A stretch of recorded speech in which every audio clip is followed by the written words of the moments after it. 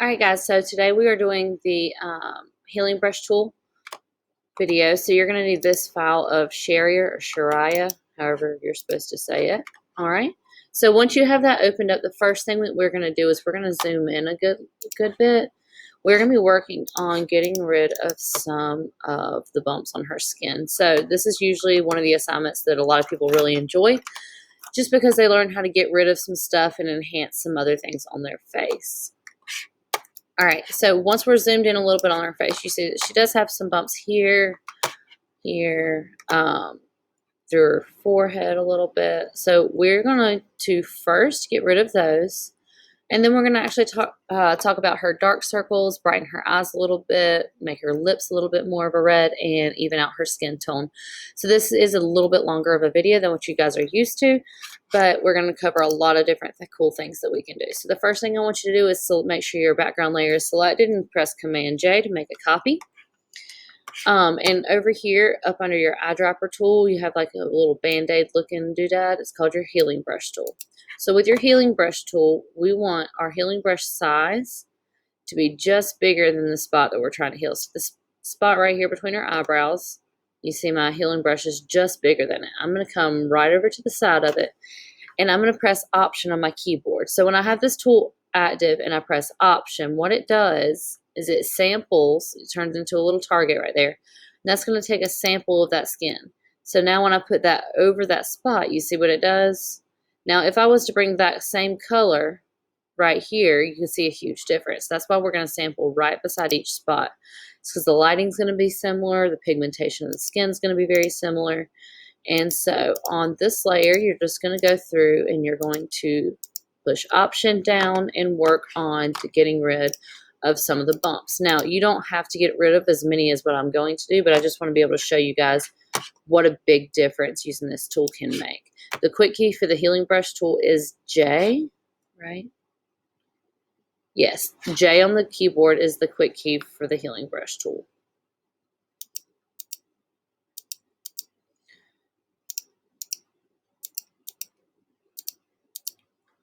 All right, so as we're going through and covering these, you want to make sure that you are taking a sample beside each one so that it looks as close to flawless as possible. Depending on how the light hits in different areas will depend on what you're able to really do. So I won't be able to do a whole lot right here because the skin, there's just, where the samples are, there's just more bumps. Right?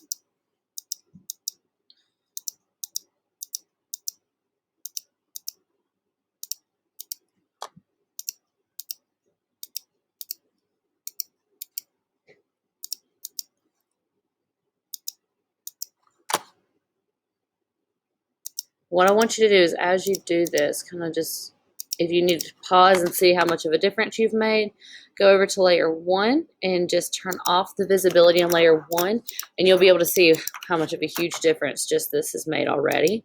Oopsie. Okay, I'm going to do a few more. Don't worry about trying to get each and every one of them. That'll be impossible without making her look super splotchy, okay? All right, there's a few up here I wanted to get.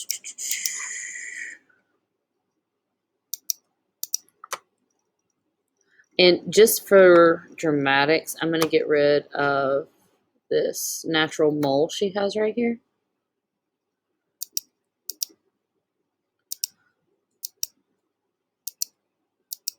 Now, it will still be pretty dark right here, and that's just because we're covering up something super, super dark.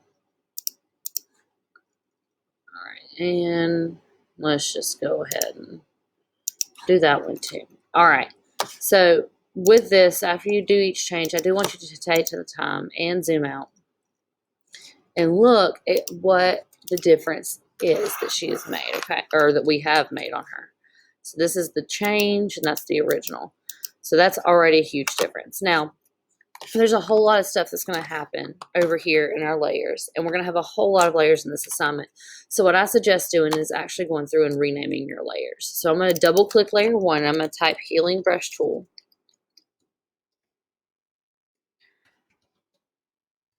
All right, so I've typed healing brush tool. That means I know what we've done on this layer, okay? The next thing I'm gonna do is I'm gonna make another duplicate of the healing brush tool layer. So I'm gonna say copy. And then now we're gonna really just focus on her eyes. So we're gonna brighten her eyes a little bit. We're gonna do this using the dodge tool. The dodge tool allows you to select different areas and lighten those areas depending on what type of range we choose. Now, right now by default it's on shadows. If I was to use shadows and try to brighten the color of her eyes, all right, it would take the darkest pieces of those colors and brighten them. If I did highlights, it would take the brightest parts and lighten those even more.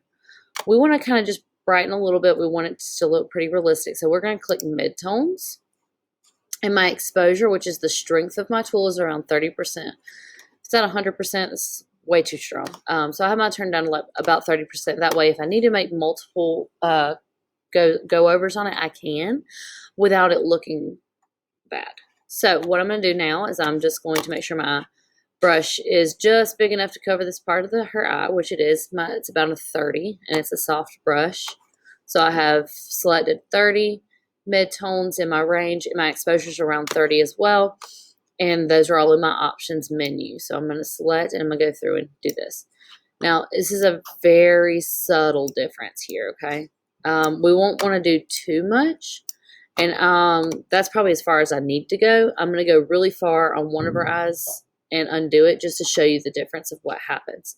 So when I overdo it, okay, so I'm just clicking and going over and over and over and over. All right, so she's starting to look kind of like a snake a little bit right there. We don't want snake eyes, okay? So we're going to undo that, and we just want a natural brightness. So I'm going to go back over here with my dodge tool. I'm going to turn it off. You see how much brighter her eyes naturally are? Okay. The next thing we're doing is we're going to use the dodge tool in another way. We're going to brighten the dark circles under her eyes. So we are going to switch our range to shadows because we're trying to lighten the darkest part of this. Okay, my brush is still at 30 and my exposure is still at 30. So I'm going to go up under here, and you can see it already starts doing it a lot. Okay. She has some pretty significant dark circles under her eyes, so it's going to take a little bit, couple little passes over with a 30% exposure to really do that. The thing you want to be careful with is when you're brightening up under eyes and stuff on skin tone, you can kind of make it look gray if you do too much. So I'll do too much here in just a second just to show you what I mean. So in this one spot, you see how that's starting to turn really gray and it does not look realistic. That means you have over dodged something. So I'm going to undo that. And so maybe a little bit more on this side, a little bit more right there. Overall, that's the difference using the dodge tool. So we're going to rename this layer dodge tool. All right. For the next thing we're going to do is we are going to blur parts of our skin tone. So where we made those little selections with our healing brush tool, if we got really close, we could see where it's a little pixelated and just the pixels don't really add up or match up color-wise. So what we're going to do to fix that problem was we're actually going to make selection using the lasso tool on her forehead, and then we're going to blur that out. So I'm going to duplicate my layer. You should have a background, a healing brush tool, a dodge tool, and now a dodge tool copy that I'm going to rename blur. And I'm going to get my lasso tool. It's the third tool down. And this one just kind of allows me to select a free range. And I'm just dragging with my mouse, getting most of her forehead and down to around where the bridge of her nose starts. Okay, so once I let go and I've connected it, you see the dance and ants. That means I have a selection. So the first thing what we're going to do here is we're going to look at the options menu. So first I can feather this some, and you can either do that by increasing your pixels here, or you see what my cursor does when I put it over feather, and that just kind of means it's going to blend out. So I'm going to have mine set around 15 pixels, and then I'm going to go to filter, blur, Gaussian blur. Now there is not a quick code for that, so you just have to go to filter, blur, Gaussian blur. In this little preview box, I'm going to zoom in, and when I You can see the huge difference it makes on our head. Okay, so at 12 pixels of the Gaussian blur, it looks completely unrealistic.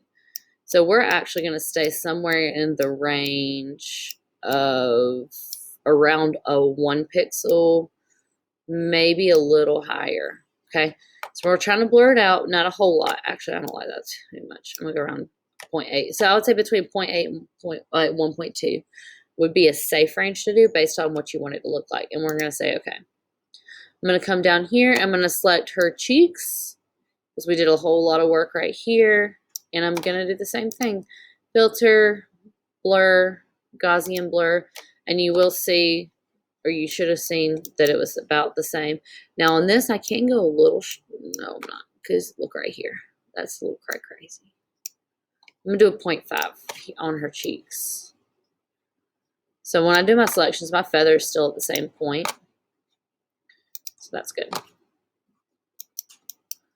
And 0.5 on there. Okay, so now we have blurred her cheeks. I'm going to push Command D to deselect and get my hand tool by pressing H.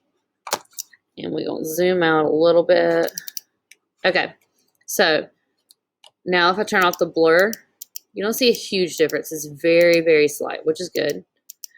All right, so we are going to now add a completely blank layer. So we're not duplicating any layers at this point. I want a layer that's going to lay flat on top of her face. And this is the layer that we are going to add like a foundation to, or highlighting and contour, maybe a little bit of blush, those types of things on there. Okay.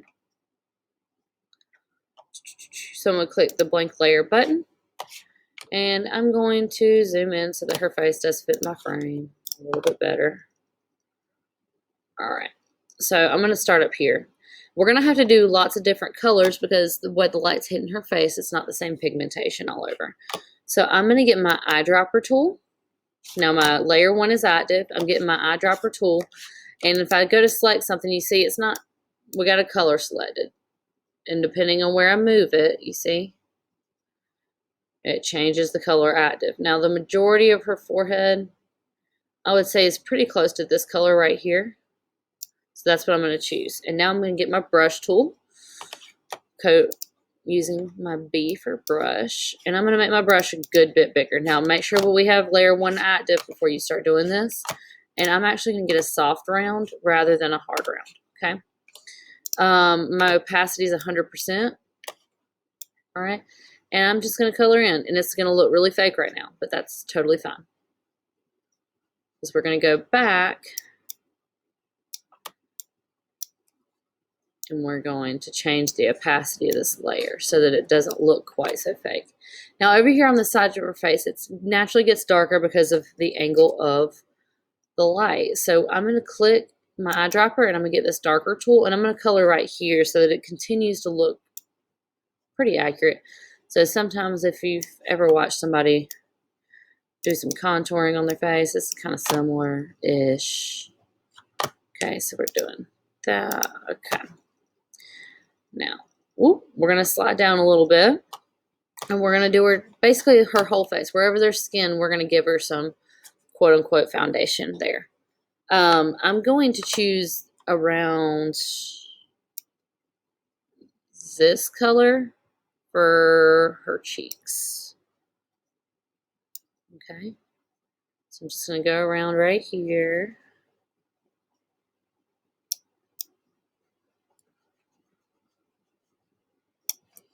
Down her nose.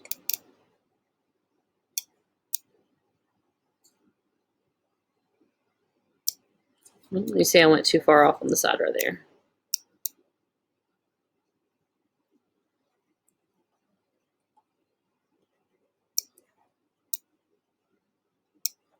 Alright, now I'm going to get this darker color to come back in with a smaller brush. I'm going to make my brush smaller. Not that small though. Yeah, around that side. Just to kind of go through here. The darker portions of her face. Make sure I'm still keeping the integrity of the original image. Okay, I need around this color. Brush.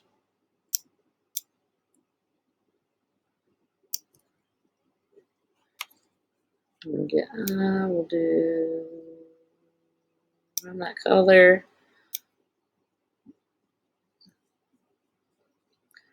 Alright, so as we're not making changes to the actual image or the blur copy that we had last made, we'll be able to go back and do a few different things up under this.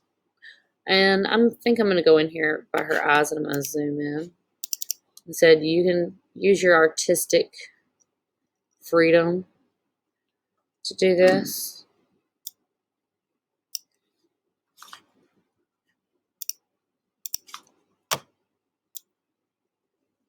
This is usually an assignment most of the girls enjoy a little bit more. Although some guys enjoy it because they can make some different changes to their skin. They would never admit that to you. Alright, and I'm going to make my brush size super small over here so that I can zoom away or get right up in here.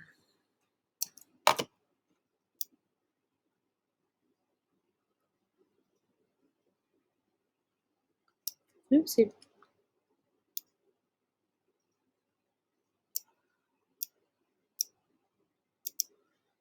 Okay.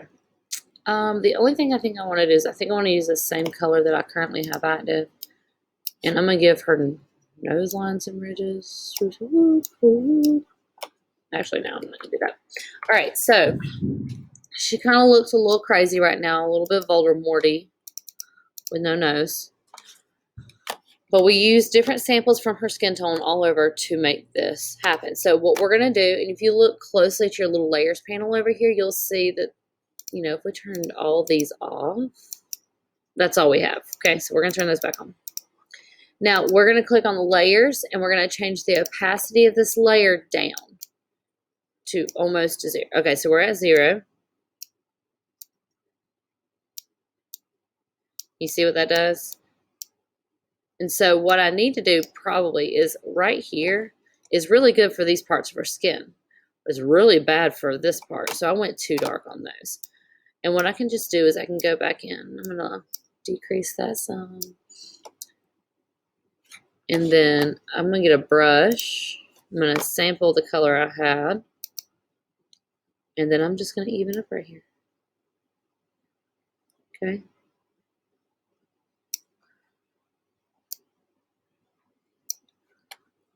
All right. So that kind of gives a decent change. So you see just the slight evenness. Okay. We can turn that up some now that I've evened it out a little bit more. So I have mine right around 20, and I feel like it looks pretty good. I can turn it off, and you can see a definite difference there. And then if you wanted to go back through and like even it even more, you can. Okay. All right, so the only thing left to do is going to darken her lips a little bit.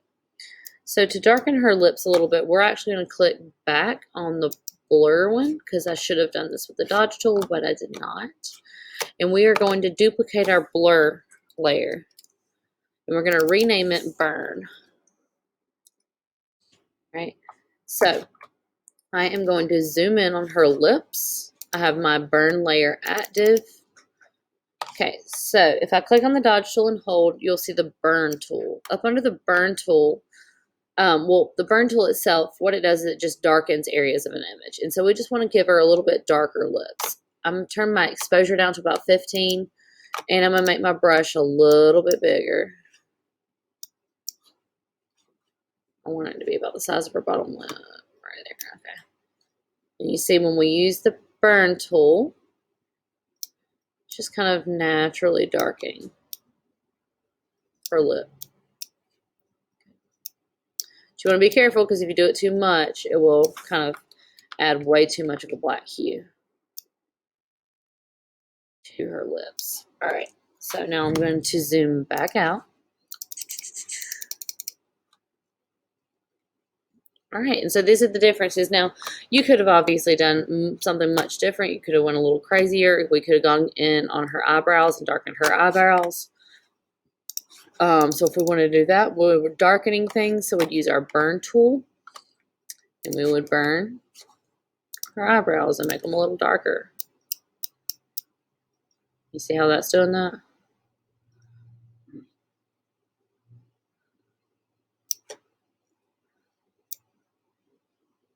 And with this, you can also actually select what you want to darken. And so let's just say those really bright pieces of eyelash. Let's say those are what I want to focus, or eyebrow. That's what I would want to focus on. I just change it to highlights. Okay. You zoom back out. And this is the finished image that we have. Now, if we want to be able to easily click and see all the changes that we have made, what we can do is we can select Healing Brush Tool, push Command on your keyboard, and select Layer 1, and select all the ones in between. And then while those are selected, press the Group button, and they will all go into a group. So now if we turn that group off, we see our original image. Turn it back on, we see our changes. Okay. All right, so what I want you to do is I want you to have done all the changes I've made, put everything in a group, and expand your group so that I can see your Healing Brush Tool layer, your Dodge Tool layer, your Blur layer, Burn, and then Layer 1 laying on top of it. All right, so that's what I see. And so you would just Command Shift 4 and do a screenshot of that right there. All right, let me know if you have any questions.